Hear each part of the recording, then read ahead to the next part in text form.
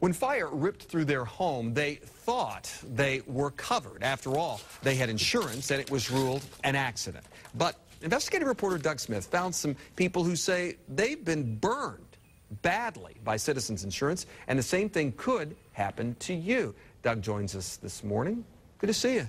Well, thank you, Russell. Thanks for coming in. You did this story earlier in the week, but touched a nerve with a lot of people. It has, and I think the reason is that Citizens is so large. I mean, 1.5 million people now have Citizens homeowners, and we found that these people expect that since they have Citizens, that it is run by our government, and our government will act responsibly. We profiled two cases, one woman out in Plant City, another homeowner down in South Florida. They have Citizens, they had fires at their homes, the fires were ruled accidental, and they had been paid up on their coverage. Well, they expected that Citizens would then in turn take care of them. But we found just the opposite. These people were turned away, as they say, burned badly by Citizens. One woman down in South Florida was actually living in her car because she couldn't get any money. When she was ticketed, she actually moved into the porch of her burned out home. This is the second woman out in Plant City where you're seeing video of. This is Karina Williams. She had a fire and then a tree fell on her home to compound matters. She has gotten nothing from Citizens, has now been forced to move out, has fallen behind on her mortgage payments, and as a result, she's obviously going to lose her home there. The reason that this happens, Russell, is something called bad faith. Well, let's bring Sean in, because Sean Shaw used to be the state's insurance consumer advocate. That was until last year. You left that job. Now you're in private practice, correct, I understand, as attorney in Tampa. Is it different dealing with Citizens than it is other insurance companies? Absolutely. It ain't fun to deal with either one, I'll tell you that.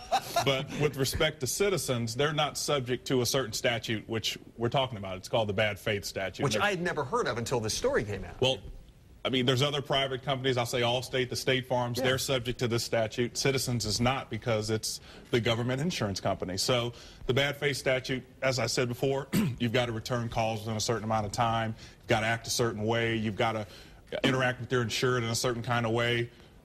Private companies have to do it. Citizens does not. And that, I fundamentally believe, affects the way that they handle claims. And the legislature made it that way, Russell. The legislature set it up that way because, of course, Citizens is the people's insurance company, and, you know, as taxpayers, we support that. And it was designed to protect the taxpayer, but what it does is it immunes Citizens, and they can ignore then their policyholders when they have these claims. But if you ask Citizens what the reason is, Sean, they'll tell you what? They'll tell you what every insurance company will tell you: to raise premiums if we do this. Right. That's their answer. That's Do you think it would be different? Yes, if they were subject to that statute, it would absolutely be different. It would absolutely change the way that they interact with their policyholders in a good way from the perspective of the consumer.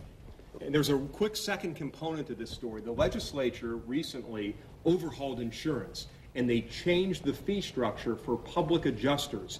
And what they did is they reduced the amount that a public adjuster handling a case for Citizens can get, and that has had a compounding impact on the Citizens policyholders for the worse. And I think Sean can elaborate on that. So that's what we focused on in our story: bad faith and the reduction in the fee to public adjusters. We're going to have to hurry, so I'll let you have the last one. Public adjuster is someone who represents you, helps you get your claim paid for a small percentage. And the percentage they get with Citizens is so small that they can't really take the case anymore. That's how the legislature's made it. So now if you have Citizens, you might not be able to afford to get somebody to help you with your claim. Wow. You've been warned now. I guess so, and sometimes in some cases, folks don't have a choice either. They don't, because so many people live on the water and they don't have a choice of what insurance company they can pick. Thanks, Doug. Good to see you. Sean, nice to meet you. No, thanks for coming in. We appreciate it.